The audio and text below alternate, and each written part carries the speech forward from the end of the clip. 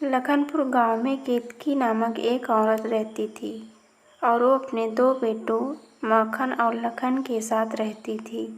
माखन का विवाह हुए 2 साल हो चुके थे।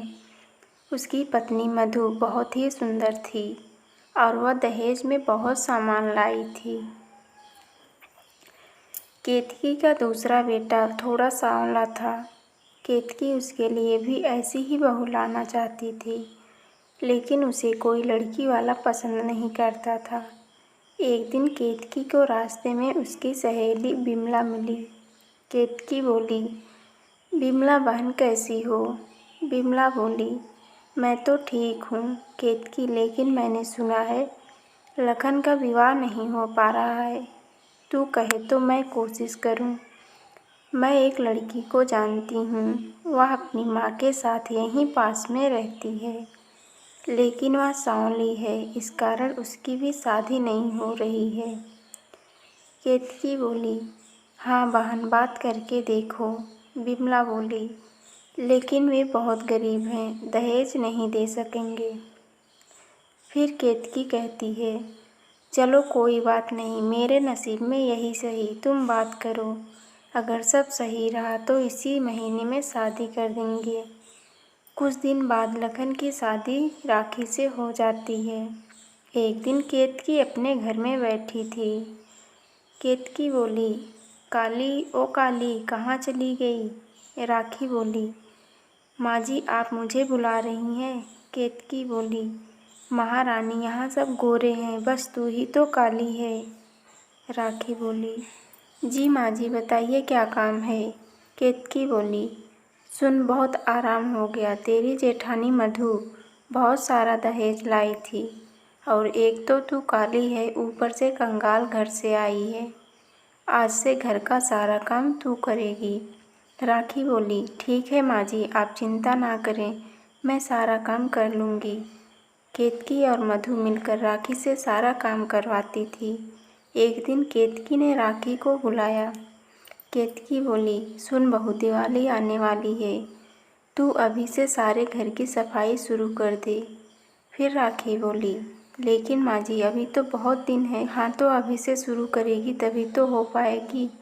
राखी घर की सफाई में लग जाती है। तभी लखन घर आता है। लखन बोला, माँ मुझे शहर में बहुत अच्छा काम मिला है, पैसा भी बहुत मिलेगा, मैं शहर जा रहा हूँ। केतकी बोली, लेकिन बेटा अभी तो त्योहारों का समय है, दिवाली बाद चले जाना। लखन बोला, नहीं माँ, मुझे कल ही जाना पड़ेगा, मैं राखी को भी ले जाऊँ क्या? केतकी बोली, यह शहर में क्या करेगी, अभी त्योहार पर बहुत काम है, तू एक काम कर, करवा चौथ पर आएगा तब इसे ले जाना। लखन शहर चला जाता है। कुछ दिन बाद करवा चौथ आने वाली थी। राखी बोली, माँ जी करवा चौथ आने वाली है, मुझे बता दीजिए कैसे व्रत रखते हैं और कैसे पूजा की जाती है। केतकी बोली, मेरी बड़ी बहू सब जानती है और इस गंवार को कोई रीति रिवाज पता ही नहीं है। राखी बोली, मेरे पिताजी नहीं थे, इसीलिए माँ को कभी करवा चौथ का व्रत रखते नहीं देखा, इसीलिए मुझे कुछ नहीं पता इसके बारे में। फिर केतकी बोलती है, ठीक है, उसी दिन बता दूंगी, लेकिन अगर लखन नहीं आया तो व्रत कैसे पूरा करेगी तू? राखी बोली, वे आ जाएंगे, मुझे पूरा विश्वास है। केतकी, हाँ, तेरी जैसी काली बीवी के लिए वह शहर की चकाचौंध छोड़कर आएगा, वह तो अब तक तुझे भूल चुका होगा। यह सुनकर राखी रोने लगती है। वह डर जाती है। वह माँ दुर्गा के सामने बैठकर प्रार्थना करने लगती है।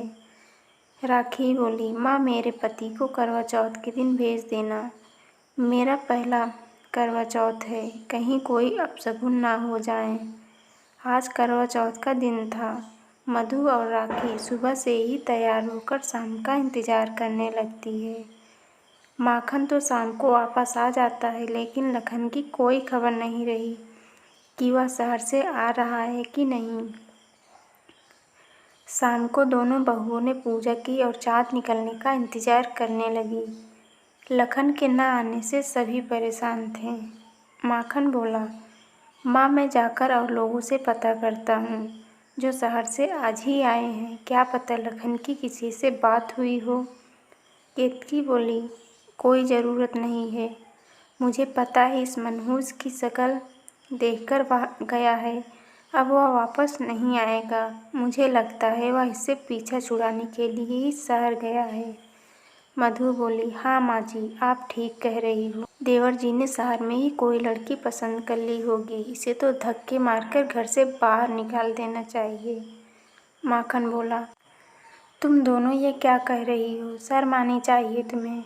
केतकी बोली, तू चुप रह, इस कंगाल के चक्कर में मेरा बेटा भी हाथ से निकल गया, इससे अच्छा तो कुंवारा ही ठीक था। तू मधु का व्रत पूरा कराकर खाना खा ले, इसके बाद इसे इसके मायके छोड़ाएंगे।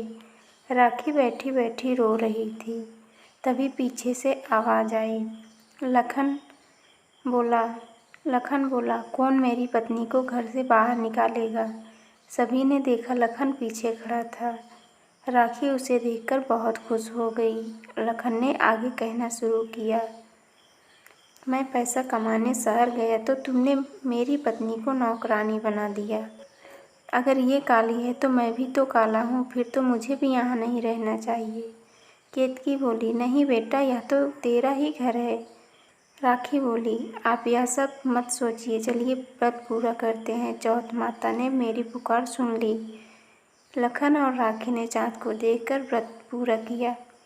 उसके बाद लखन ने अपनी माँ को बहुत सारा रुपया दिया और राखी को लेकर शहर के लिए निकल गया। तो दोस्तों, ये कहानी आप लोग को कैसा लगा कमेंट में बताइए और वीडियो को लाइक शेयर चैनल को सब्सक्राइब कर लेना। बाय बाय दोस्तों।